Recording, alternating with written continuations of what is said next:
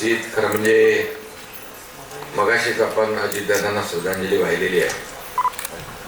राज्याचे आमचे सहकारी उपमुख्यमंत्री अजितदादांचं अकाली निधन झालं. एक दिलखुलास मनमिळावू स्पष्ट वक्ता आपल्यामध्ये नाही आहे. आणि अशा या दुःखाचं सावट असताना या कठीण परिस्थितीमध्ये निवडणुकाही आहेत. निवडणुकाही आपल्याला टाळता येत नाहीत. या निवडणुका कार्यकर्त्यांच्या आहेत. नेत्यांच्या निवडणुका लोकसभा विधानसभा झालेल्या आहेत आणि हेच कार्यकर्ते आपल्या खासदार आमदारांच्या निवडणुकीमध्ये काम करत असतात. आणि म्हणून अशा परिस्थितीत देखील कार्यकर्त्यांची भावना असते की नेत्यांनी आमच्या प्रमुख मंडळींनी आमच्या निवडणुकांमध्ये प्रचाराला यावं. आणि म्हणून मी या ठिकाणी आपल्याला विनंती करायला आलेलो आहे. या कार्यकर्त्यांना आपल्याला निवडून द्यायचं आहे. शिवसेना, भाजपा, RPIचे सर्व पदाधिकारी आज व्यासपीठावर आहेत आणि या सभागृहात देखील सर्व महायुतीचे कार्यकर्ते पदाधिकारी या मेळाव्याला उपस्थित आहेत. तर म्हणजे हे कार्यकर्तेच आपल्याला विजय मिळवून देत असतात, यश मिळवून देत असतात. आणि म्हणून कार्यकर्ता महत्वाचा असतो प्रत्येक पक्षामध्ये. आणि म्हणून मगाशी आपल्या सदा चव्हाण यांनी सांगितलंय, कार्यकर्त्यांची निवडणूक आहे. कार्यकर्त्यांच्या निवडणुकीमध्ये आपण सगळे जसं आपल्या निवडणुकीमध्ये काम करतो तसंच काम या निवडणुकीत देखील करावं. खरं म्हणजे चिपळूण ही भूमी ऐतिहासिक भूमी आहे, पवित्र भूमी आहे. खऱ्या अर्थाने आज कोकण आणि शिवसेना महायुती हे काही नातं आपण पाहतोय हे अतिशय जिव्हाळ्याचं नातं आहे. आणि अतिशय निसर्ग समृद्ध असं कोकण, नारळ, पोफळी, कोकम, आंबा, काजू या सर्व बागांमुळे समृद्ध झालेलं आहे कोकण आहे. शिवसेना प्रमुख आणि कोकणाचं एक आगळं वेगळं नातं होतं. शिवसेनेचा जन्म मुंबईत झाला असला तरी सुद्धा शिवसेनेची नाळ मात्र कोकणात पुरलेली आहे. हे एक समीकरण गेले अनेक वर्ष आपण पाहतोय. कोकणाने देखील बाळासाहेबांवर प्रेम केलं, शिवसेनेवर प्रेम केलं, महायुतीवर प्रेम केलं आणि बाळासाहेबांनी देखील कोकणावर भरभरून प्रेम केलं. आज आपण या ठिकाणी निवडणुका जिल्हा परिषद आणि पंचायत समितीच्या निवडणूक लढवतोय. या जिल्हा परिषद मध्ये देखील मला वाटतंय मागची चिपळूण नगर परिषद तर तुम्ही जिंकली, नगराध्यक्ष आला आणि नगरसेवक पण आले. अनेक इतिहास घडवला. आणि या जिल्हा परिषद मध्ये पण कोणीतरी बिनविरोध आला का पंचायत समितीमध्ये? इथे कोकणात देखील काही ठिकाणी आपले महायुतीचे लोक आले बिनविरोध. विजयाची सुरुवात या ठिकाणी झालेली आहे. खरं म्हणजे झालेल्या विधानसभेच्या निवडणुका आपण पाहिल्या. लाडक्या बहिणी इकडे मोठ्या संख्येने आहेत आणि लाडक्या बहिणींनी विधानसभेत चमत्कार घडवला. खरं म्हणजे लोकसभेमध्ये आपण निकाल पाहिला होता, पण अगदी उलटा निकाल, चमत्कार लाडक्या बहिणींनी विधानसभेत दाखवला आणि 232 आमदार महायुतीचे निवडून आले. हा या महाराष्ट्रातला इतिहास आहे. आतापर्यंतच्या महाराष्ट्राच्या इतिहासामध्ये कधीही 232 जागा आल्या नव्हत्या. त्यामध्ये लाडक्या बहिणी आणि लाडक्या भावांमुळे शक्य झालं. त्यामुळे आपल्या मनापासून धन्यवाद देतो. खरं म्हणजे मुख्यमंत्री मी असताना 2.5 वर्ष जे काम केलं ते आपल्या समोर आहे. आता अनेक लोकांनी सांगितलं यासाठी निधी दिला, यासाठी निधी दिला. मला तर खरंच काहीच माहित नाहीये.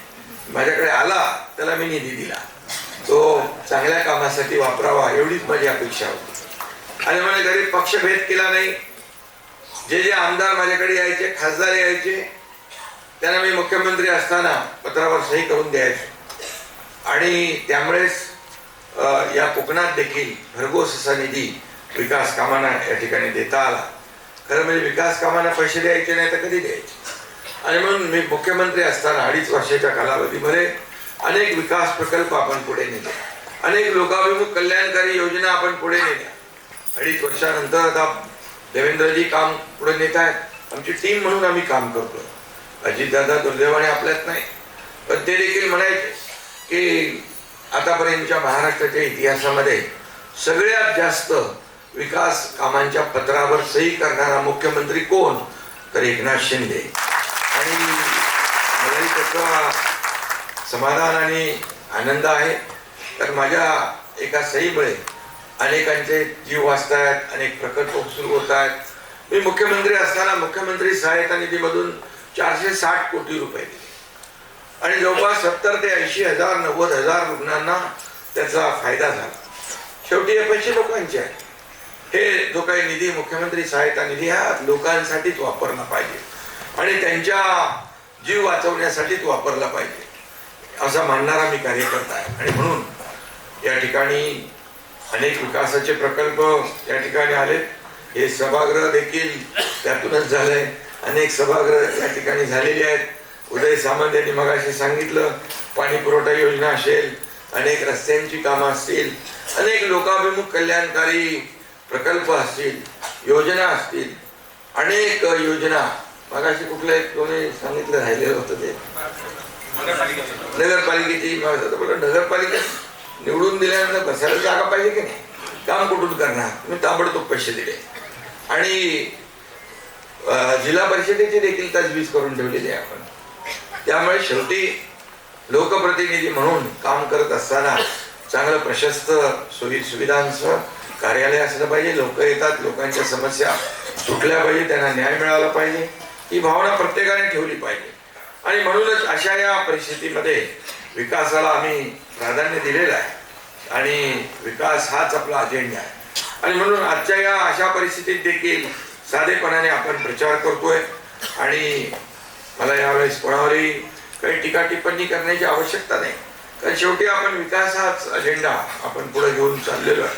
आणि म्हणून या चिपळूणमध्ये जे जे काही विकासाचे प्रकल्प आहेत, मला आठवतंय मी मुख्यमंत्री असताना मुख्यमंत्री माझी लाडकी बहीण योजना केली, लेक लाडकी लखपती योजना केली, एसटी मध्ये 50% सवलत देण्याचा निर्णय पण घेतला, पण मुलींना उच्च शिक्षण आपण मोफत केलं, शेतकरी सन्मान योजना आपण केली, प्रधानमंत्री मोदीजी 6,000 रुपये देत होते, आपण आणखी सन्मान योजनेमध्ये 6,000 रुपये टाकले, पीक विमा योजना अतिशय आपण सोपी केली, अनेक योजना आपण त्या काळामध्ये केल्या, वयोश्री योजना केली, ज्येष्ठांना योजना केल्या, युवकांसाठी योजना केल्या, शेतकऱ्यांसाठी अनेक योजना आपण त्या काळामध्ये केल्या. एवढं शासन आपल्या दारी आपण घेऊन गेलो आणि आरोग्याच्या देखील अनेक योजना आपण केल्या.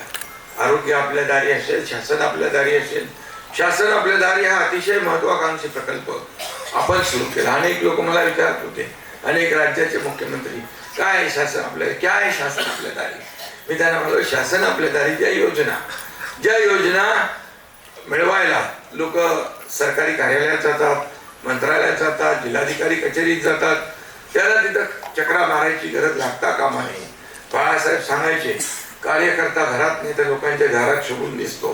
ते आम्ही केलं शासन आपल्या दारीच्या माध्यमातून आणि जवळपास 5 कोटी लोकांना त्याचा फायदा मिळाला. 5 कोटी लोकांना, ही मोठी अचिव्हमेंट आहे. शेवटी काही योजना अशा असतात की त्या मिळवता मिळवता माणूस कंटाळून जातो आणि योजना सोडून देतो. पूर्वी लाभ नव्हते का होते, लाभार्थी नव्हते होते, योजना नव्हत्या का होत्या, परंतु त्या पोहोचल्या पाहिजे सर्वसामान्य माणसापर्यंत. ही भूमिका आम्ही घेतली आणि सर्वसामान्य सरकार आम्ही म्हणतो, मग सर्वसामान्य माणसाला न्याय मिळाला पाहिजे.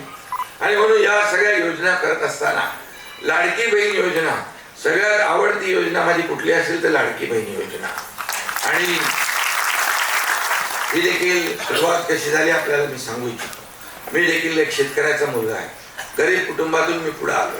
मी देखील माझ्या आईची पत्नीची काटकसर पाहिली, ते कसा महिना चालवायचा, कसं करायचं ते मी डोळ्याने पाहिलेलं आहे. मी जेव्हा मुख्यमंत्री झालो त्यावेळेस मात्र एक ठाम निश्चय केला, माझ्या लाडक्या बहिणी मातांसाठी एक योजना करायची आणि त्या मधून लाडकी बहीण योजनेचा जन्म झाला आणि लाडकी बहीण योजना सुरू झाली.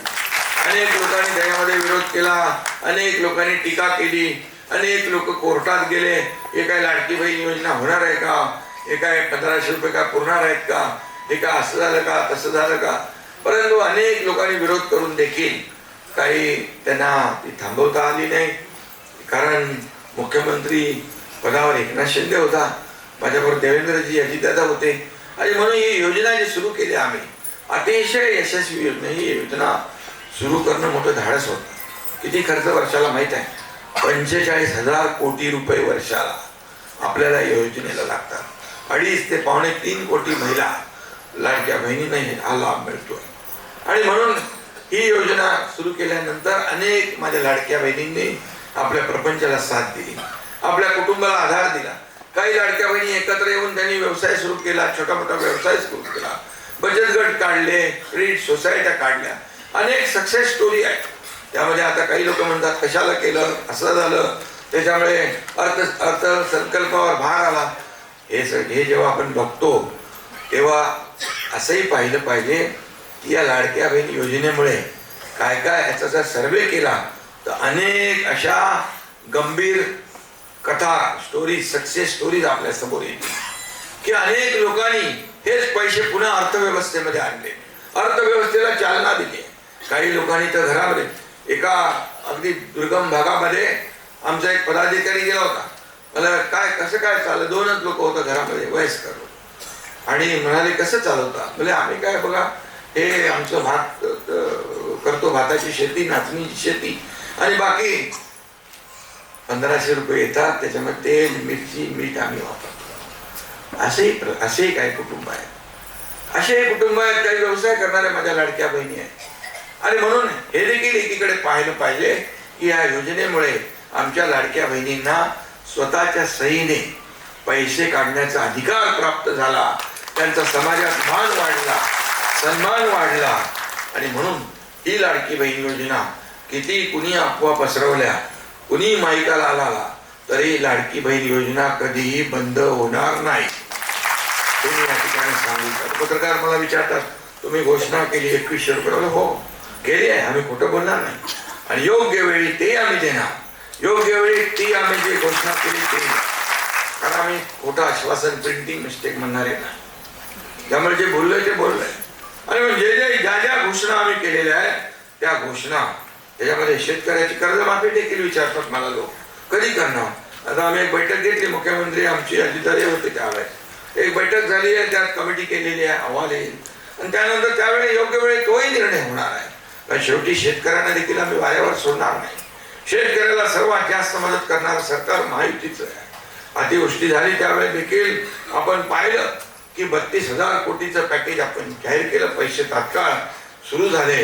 त्यांची दिवाळी काळी होऊ देणार नाही आम्ही सांगितलं होतं, आणि म्हणून त्यावेळेस देखील आम्ही तात्काळ त्यांना पैसे, त्याचा इन्स्टॉलमेंट सुरू केला. आणि सततच्या पावसामुळे होणारं नुकसान कधी मिळत नव्हतं, ते आम्ही दिलं. अनेक योजना आम्ही सुटसुटीत केलेल्या आहेत. आणि म्हणून हे सगळं करत असताना लाडक्या बहीण योजनेला मी एवढंच सांगतो की लाडक्या बहिणीने एवढ्यापुरतं आम्ही थांबणार नाही, त्यांना स्वतःच्या पायावर उभं करणार आहे.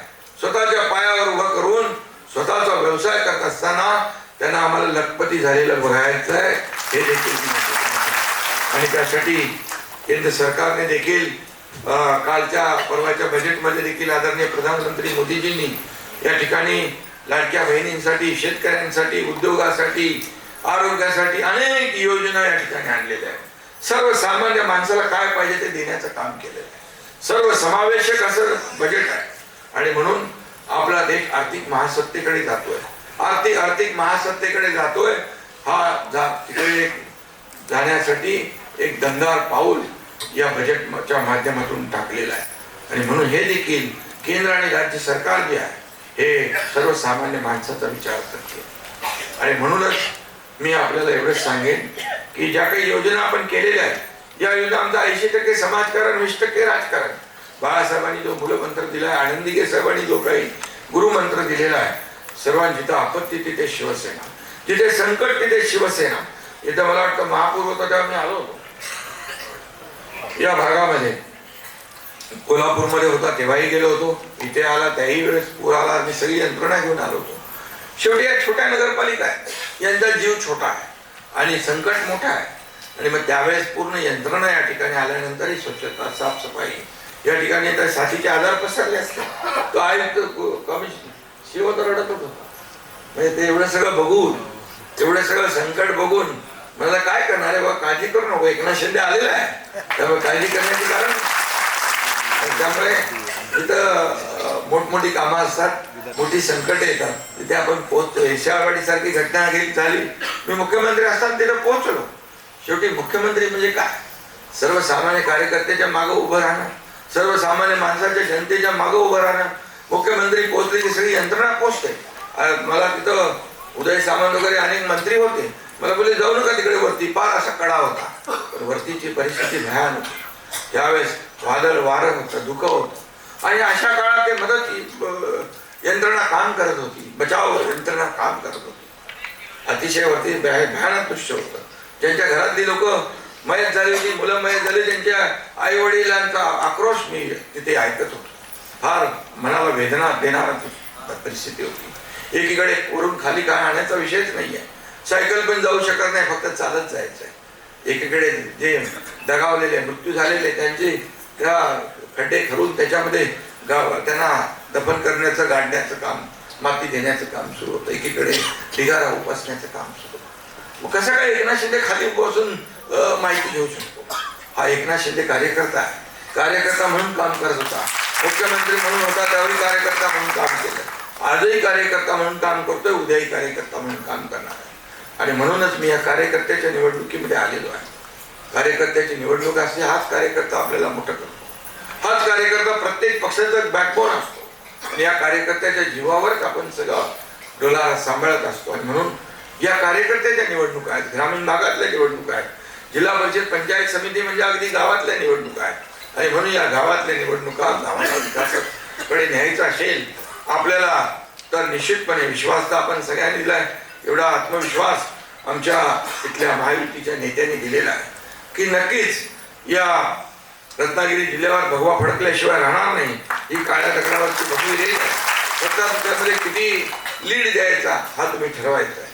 आणि म्हणून मी जो आलोय तुम्हाला विनंती करायला आलो आहे. आणि म्हणून मी या ठिकाणी एवढंच सांगेन की येणाऱ्या 7 तारखेला आपण या महायुतीला विजयी करायचा आहे. धनुष्यबाण असेल, कमळ असेल, 2 निशाणी आहेत आपल्याला. या निशाणी समोरचं बटन दाबायचं आहे आणि सर्वच्या सर्व उमेदवारांना विजयी करा अशी विनंती मी तुम्हाला करण्यासाठी मुद्दाम इथं आलोय. त्याचबरोबर काही मला या ठिकाणी सांगितलंय, पैसे किती दिले ते का मी सांगत नाही, ते मी कधी हिशोब ठेवतच नाही. कारण एवढे प्रकल्पाला पैसे दिले की आता तो हिशोब ठेवणं, कारण मी या हाताने दिलेले या हाताला देखील करू देत नाही, असा माझा स्वभाव होता पहिल्यापासून, आताही आहे. आणि म्हणूनच मला काय मिळाले यापेक्षा सर्वसामान्य जनतेला काय मिळालं, या महाराष्ट्रातल्या तमाम लोकांना काय मिळाले पाहणार एकनाथ शिंदे आहे. आणि म्हणूनच किती प्रॉपर्टी कमवली, किती पैसे किती कमवले, किती संपत्ती कमवली, यापेक्षा किती माणसं कमवली आणि माणसांचं प्रेम कमवलं हे माझ्यासाठी महत्त्वाचं. मी अनेक ठिकाणी घेत जातोय या प्रचार सभेमध्ये, पण माझ्या लाडक्या बहिणी तर म्हणजे 4-4, 6-6 तास या ठिकाणी सभेत असतात, रस्त्यावर असतात, दुतर्फा असतात, सगळे भाऊ असतात, ज्येष्ठ असतात, सगळे ते आपुलकीने एक आशीर्वाद म्हणजे एक मायेचा, एक जिव्हाळ्याचा तो विषय असतो. आणि आशीर्वाद द्यायला रस्त्याच्या दुतर्फा ते चित्र पाहिल्यानंतर एक समाधान वाटतं की 2.5 वर्षात जे केलेलं काम आहे ते मार्गी लागलं, त्याचं चीज झालं. आणि म्हणूनच 2.5 वर्षात केलेल्या कामामुळे 232 जागा महायुतीच्या निवडून आल्या. आता देखील वर्षभरामध्ये देवेंद्रजी आणि आमची टीम काम करते, हे राज्याला पुढे नेतोय आम्ही. आज उद्योगधंदे येत आहेत, 30 लाख कोटीचे उद्योग दावोसमध्ये त्याचे करार झाले. देवेंद्र मुख्यमंत्री होते, उदय सामंत होते. आणि म्हणून कोकणात देखील या ठिकाणी मोठ्या प्रमाणात प्रकल्प आले पाहिजे, पाण्याच्या योजना झाल्या पाहिजे. पाणी भरपूर पाऊस पडतोय पण वाहून जात आहे आणि म्हणून ते आपल्याला अडवलं पाहिजे, थांबवलं पाहिजे, जिरवलं पाहिजे. यासाठी देखील आपण योजना करतोय. आज आपण कोकणामध्ये ग्रीनफील्ड रस्ता करतोय, समृद्धी हायवे सारखा, अगदी थेट मुंबई पासून अलिबाग पासून या ठिकाणी पूर्णपणे सिंधुदुर्गापर्यंत गोव्यापर्यंत, आणि तो देखील ग्रीनफील्ड रस्ता, त्याचं DPRचं काम सुरू झालेलं आहे आणि कामही लवकर सुरू होईल. या कोकणाच्या विकासासाठी देखील आपण एक प्राधिकरण करतोय, कोकण विकास प्राधिकरण, त्याला देखील बळ देतोय आपण. छोटे छोटे उद्योग या ठिकाणी आणायचे, मोठे उद्योग तर आहेत, आणि परवाच्या बजेटमध्ये देखील काजू आणि आंब्यासाठी आणि मत्स्य व्यवसायासाठी देखील चालना दिलेली आहे. कोकणाला देखील यामध्ये प्राधान्य दिलेलं आहे, महाराष्ट्राला प्राधान्य दिलेलं आहे, रस्त्यांसाठी प्राधान्य दिलं आहे, रेल्वेसाठी प्राधान्य दिलेलं आहे. आणि म्हणून हे सगळं जे आहे ते आपण काम करत असताना डबल इंजिनचं सरकार म्हणून काम करत असतो. योगेशला थोडा वेगळा नकोय, पण तरी योगेश भक्कम आहे, चिंता करण्याची कारण नाही. आणि म्हणून हे जे काही डबल इंजिनचं सरकार आता जे प्रधानमंत्री नरेंद्र मोदीजी ते देशाला पुढे नेत आहे, आणि म्हणून महाराष्ट्राचं देखील त्याच्यामध्ये योगदान मोठं असलं पाहिजे. आणि म्हणून महाराष्ट्राला देखील आपण पुढे घेऊन चाललोय. आणि म्हणून या जिल्हा परिषद पंचायत समितीमध्ये देखील आपल्या हक्काचे लोक निवडून आल्यानंतर या भागाचा विकास होईल. पैसे कुठेही कमी पडणार नाही ही खात्री मी आता आलेलो आहे. त्यामुळे तुम्हाला माहित आहे, मी आल्यानंतर इथे ज्या जे काही आपल्याला आवश्यकता आहे विकासाचे प्रकल्प मार्गी लावण्याचे, त्यामध्ये कुठेही हात आखडता घेतला जाणार नाही हा शब्द मी आपल्याला या ठिकाणी देऊ इच्छितो. त्या ठिकाणी मला काही केलेलं आहे, काही योजना दिलेत ते मी काही सांगत नाही, परंतु एक कुठे लक्ष्मी ऑर्गॅनिक कंपनी ती काय ते प्रदूषण करते वाटतं, आणि केमिकलची कंपनी आहे ती आता बंद आहे का? बंद असेल ती, जे काय प्रदूषण करणारे जे कारखाने आहेत तर मला उद्योग मंत्र्यांनी सांगितलं तर ती बिलकुल लोकांच्या आरोग्याला घातक आहे, ते कुठलंही काम सरकार करणार नाही. आणि म्हणून सर्वात आधी लोकांचं आरोग्य महत्वाचं आहे. आणि म्हणून या अशा ज्या काही प्रदूषण करणारे कारखाने आहेत त्यांना त्यावर आळा घातला जाईल हे देखील मी या ठिकाणी सांगू इच्छितो. त्याचबरोबर चिपळूण तालुक्यात भूस्खलन होते, त्या ठिकाणी संरक्षण भिंत बांधण्याची आवश्यकता आहे. चिपळूण तालुक्यातील कळवंडे धरणाची दुरुस्ती करण्याच्या बाबतीमध्ये देखील माझ्याकडे निवेदन आहे, त्याला देखील निधी लागणार आहे. संरक्षण भिंत बांधण्याचं काम आपल्याला करावंच लागेल. शेवटी कुठल्याही परिस्थितीमध्ये भूस्खलन होऊन लोकांची जीवितहानी होऊ नये ही सरकारची जबाबदारी आहे, ती आपण पार पाडू. कळवंडे धरणासाठी जे काही लागेल त्यामध्ये देखील कुठेही कमी पैसे पडणार नाहीत हा देखील शब्द आपल्याला देतो. प्रादेशिक पर्यटन अथवा क वर्ग पर्यटन मधून तालुक्यामधल्या मोठ्या मंदिरांचं सुशोभीकरण जे आहे ते देखील झालं पाहिजे. यासाठी देखील आपली MSRDCची यंत्रणा काम करते आहे, त्यामध्ये देखील पर्यटन विभागाची यंत्रणा काम करते आहे, त्यामध्ये देखील कुठेही कमी पडणार नाही. महिला सक्षमीकरणाच्या दृष्टीने बचत गटांसाठी व्यावसायिक केंद्राची उभारणी, मी मगाशीच सांगितलं की महिला बचत गट जे आहेत त्यांना अधिक सक्षम करण्याची आवश्यकता आहे, आणि त्यांनी बनवलेल्या ज्या काही वस्तू आहेत त्या विकायच्या कुठे. आणि म्हणून अशा प्रकारची मॉलची आवश्यकता आहे, व्यावसायिक केंद्राची आवश्यकता आहे, त्यांना प्रशिक्षण देणारी केंद्रांची देखील आवश्यकता आहे. आणि म्हणून आपण ठरवलेलं आहे लखपती निधी योजना या ठिकाणी आपण पुढे आणतोय. आणि म्हणूनच या सर्व माध्यमातून महिलांना सक्षम करणं, युवकांना सक्षम करणं, शेतकऱ्यांना आधार देणं, या ज्येष्ठांना आधार देणं, हे सगळं आता परिवहन सेवेतून ती तीर्थयात्रा बंद झाली योजना आता सुरू आहे, आपण ते आता परिवहन तीर्थाटन काहीतरी योजना केली. मी परिवहन मंत्र्यांना सांगितलं रे बाबा हे सुरू करा, तर ते देखील आता सुरू झालेलं आहे. तीर्थक्षेत्र कुठे कुठे जे ज्येष्ठांना जायचं असेल तर आपल्या त्या ST मधून जशी 50% सवलत माझ्या लाडक्या बहिणींना दिली, ज्येष्ठांना तर आपण मोफत केले, पण या तीर्थक्षेत्र जे आहे ते दर्शन त्यासाठी देखील आपण योजना केली, नवीन किती किती योजना केलेल्या आहेत आपण. त्यामुळे आपण एवढंच काम करायचं आहे की सरकारने केलेल्या योजना लोकांपर्यंत पोहोचवा, आणि जे त्या भागातल्या काही समस्या आहेत त्या आमच्यापर्यंत पोहोचवा, त्याचा निकाल लागेल आणि त्या सोडवल्या जातील एवढीच आपल्याला खात्री देतो. आणि पुन्हा एकदा मी सांगतो, चिपळूणच्या विकासामध्ये चिपळूणमध्ये आपण भरभरून या ठिकाणी जागा महायुतीच्या निवडून द्या हे मी सांगायला आलोय. आणि म्हणून मगाशी सदा चव्हाण मला सांगत होते की मला पण काहीतरी काम पाहिजे. तुम्हाला काम नाही, जबाबदारी चांगली मिळेल, काही काळजी करू नका. आणि शेवटी कार्यकर्ते काम करणारे आहेत. पक्ष आपला शिवसेना पक्ष हा कार्यकर्त्यांचा सन्मान वाढवणार आहे. तर कोणी मालक नाही, कोणी नोकर नाही, सर्व आपण कार्यकर्ते आहोत. त्यामुळे कार्यकर्त्यांचा सन्मान करणारा हा पक्ष आहे. महायुतीने आपण निवडणुका लढवतोय, एक ताकदीने या ठिकाणी आपण पुढे जातोय. मला विश्वास आहे चिपळूण मधल्या सर्व जिल्हा परिषद आणि पंचायत समित्या आपण जिंकल्याशिवाय राहणार नाही, अशा प्रकारचा विश्वास या ठिकाणी व्यक्त करतो. आणि जाता जाता एवढंच सांगतो की तुमचं जे काही 7 तारखेला मतदान जे आहे, फक्त उमेदवाराला मतदान करण्यापुरतं नाही आहे. या चिपळूणचा भविष्याचा फैसला करणारी निवडणूक आहे. या भवितव्याची निवडणूक आहे, विकासाची निवडणूक आहे. तुमचं मत म्हणजे विकासाला मत आहे, तुमचं मत म्हणजे कामाला मत आहे. आणि म्हणूनच जी कामं झाली ती झालेली आहे, पण ज्या कामांना, उर्वरित कामांना जो निधी लागणार आहे तो निधी कमी पडणार नाही, हा शब्द एकनाथ शिंदे तुम्हाला द्यायला आलेला आहे. मी एकदा शब्द दिला की शब्द आपल्याला माहिती मी पाळतो. त्यामुळेच माझ्यासारख्या कार्यकर्त्यावर 50 आमदारांनी विश्वास ठेवला 2022 मध्ये, आणि तेही आपण पाहिलेलं आहे.